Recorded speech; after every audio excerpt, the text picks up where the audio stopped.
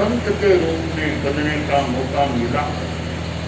परम पूज्य गुरुदेव आचार्य तुलसी और परम पूज्य गुरुदेव आचार्य महाप्रज्ञ जी जो धर्म गुरु के रूप में मुझे और हमको प्राप्त हुए, उधर मुनि श्री सुरेंद्र जी स्वामी नाटकों ने इस सरदार शहर में ही, मैं बच्चा था, उस बालावस्था में मुझे संन्यास और मुनित्व की दीक्षा प्रदान की। और क्योंकि हम लोग संत हैं तो जैन धर्म तेरा श्वेतांबर के संत हैं, हमारी अपनी आचार व्यवस्था मर्यादाएं भी हैं।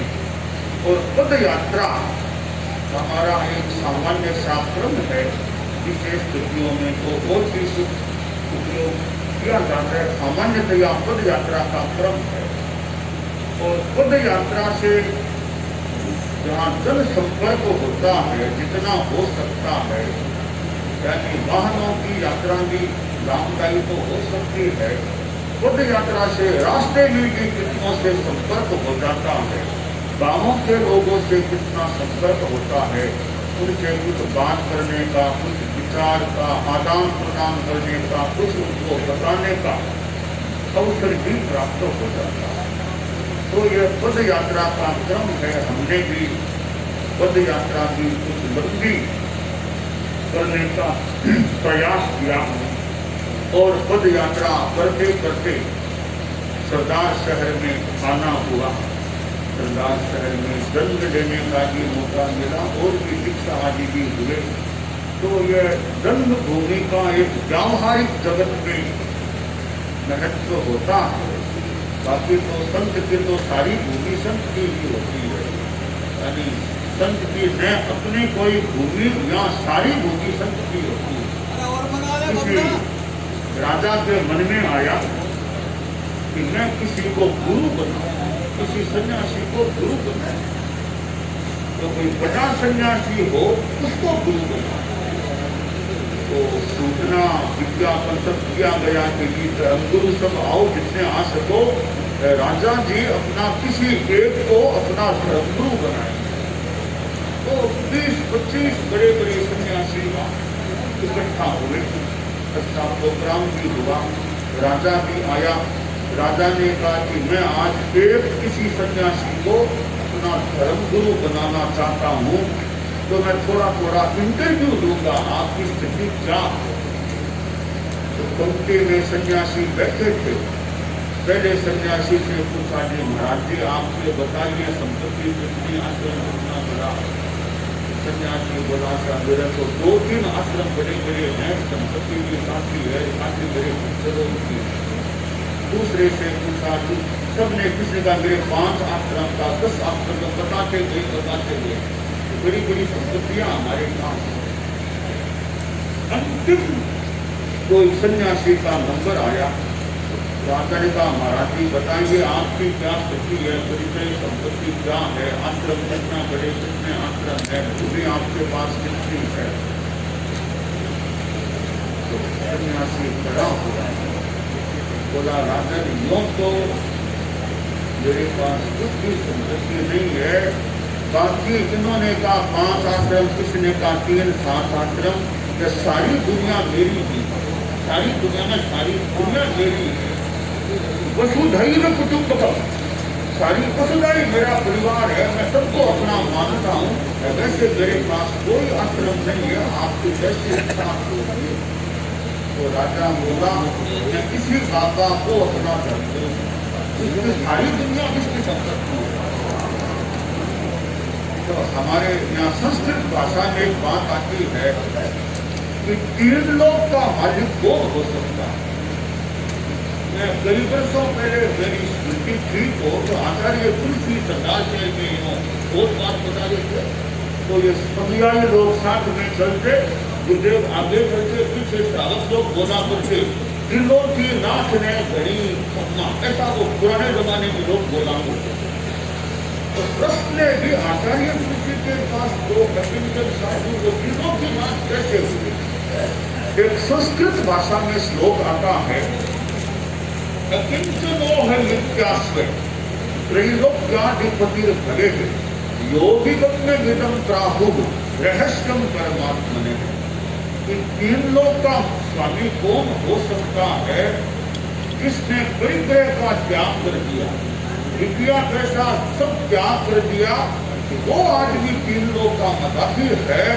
किसी के पास करोड़ है, अब्ज है, खरब है, उतने का मालिक है, पूरी दुनिया का मालिक वो नहीं है।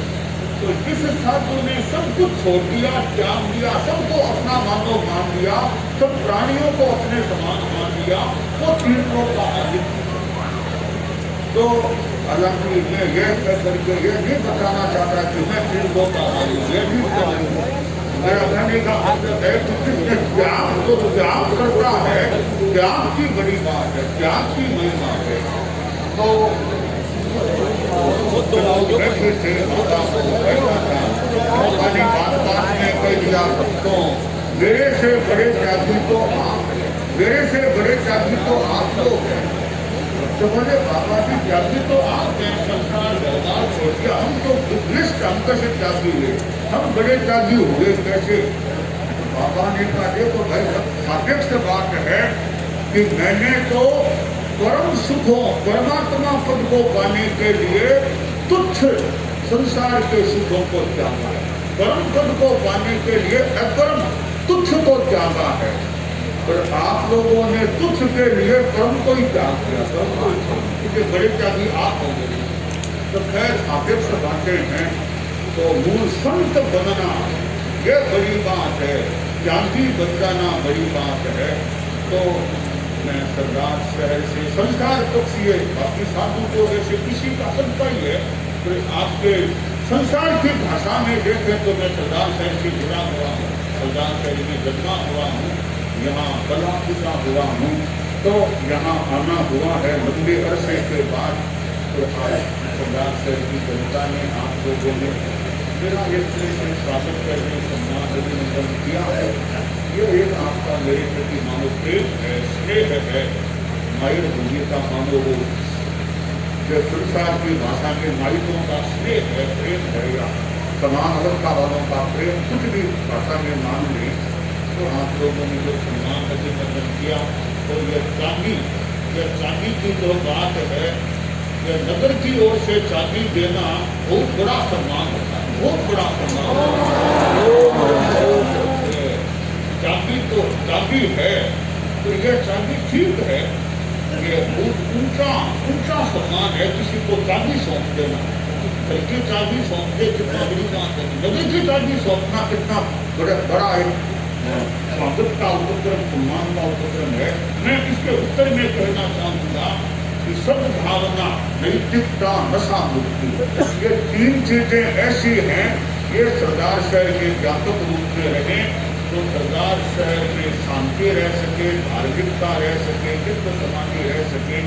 तो मैं 3 प्रतिज्ञाएं बताता रहा हूँ। पहली प्रतिज्ञा है, मैं सद्भाव पूर्ण व्यवहार करने का प्रयत्न करूंगा, यानी जाति संप्रदाय आदि को लेकर दंगा फसाद हिंसा क्या इसमें नहीं था।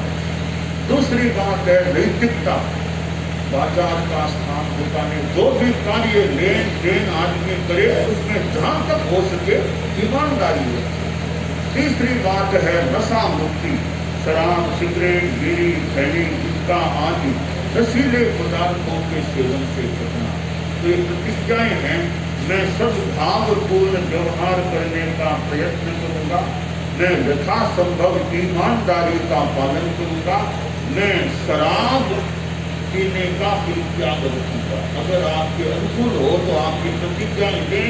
तो ये चाबी है, वो ये मेरी 3 बातों की चाबी सरदार शहर के यानी शांति के ताले को खोले रखेगी। समृद्ध यानी तो आध्यात्मिक समृद्धि रह सकेगी। तो आपके अनुकूलता हो, आप मेरी प्रतिज्ञाओं को दोहराने का प्रयास कर सकते हैं।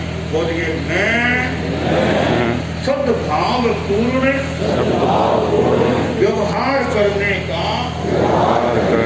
प्रयत्न करूंगा, मैं यथासंभव ईमानदारी का पालन करूंगा अब तीसरे में शराब कभी नहीं पीना, ये आपका पक्का मन हो तो बोलिए, वरना मत बोलिए। मैं जिंदगी में कभी भी शराब नहीं पीऊंगा और नशीले पदार्थों से बीड़ी सिगरेट आज जितना संभव हो सके बचने का प्रयास करना चाहिए। तो यह जो एक अभिनंदन का उपक्रम रहा है, तो आप लोगों ने जो मुझे स्नेह और सम्मान दिया है, मैं आपके प्रति आध्यात्मिक मंगल कामना करता हूँ। आपके जीवन में तो शांति, आध्यात्मिक समृद्धि रहे, चित्र समाधि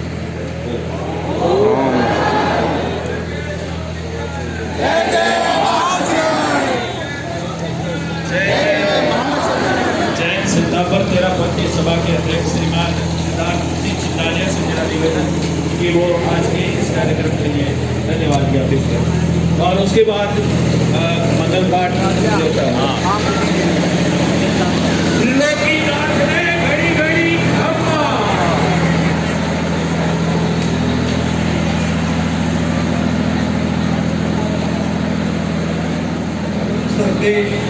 आचार्य श्री महासमन जी के चरणों में सशक्त वंदन।